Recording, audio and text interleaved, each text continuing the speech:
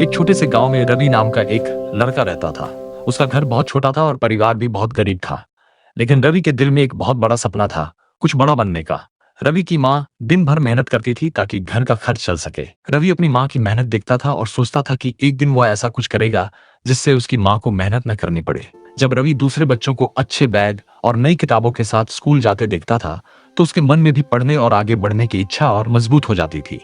लेकिन रवि के घर में बिजली भी नहीं थी, इसलिए हर रात वो गांव की सड़क पर लगे एक स्ट्रीट लाइट के नीचे बैठकर पढ़ाई करता था। ठंडी हवा चलती थी, रात लंबी होती थी, लेकिन रवि का हौसला कभी कम नहीं होता था। दिन में वह एक छोटी सी चाय की दुकान पर काम करता था।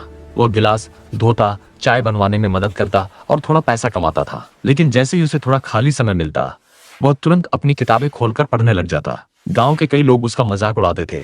वे कहते थे, इतनी गरीबी में पढ़कर क्या कर लोगे? लेकिन रवि ने किसी की बात पर ध्यान नहीं दिया। उसने सिर्फ अपनी मेहनत और अपने सपने पर भरोसा रखा। दिन रात पढ़ाई करता रहा और कभी हार नहीं मानी। कई साल की मेहनत और संघर्ष के बाद एक दिन रवि ने एक बड़ी परीक्षा दी।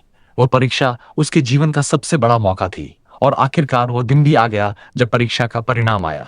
रवि ने वो परीक्षा पास कर ली थी। वही गरीब लड़का अब एक बड़ा अधिकारी बन चुका था। पूरा गांव उसकी सफलता पर गर्व कर रहा था।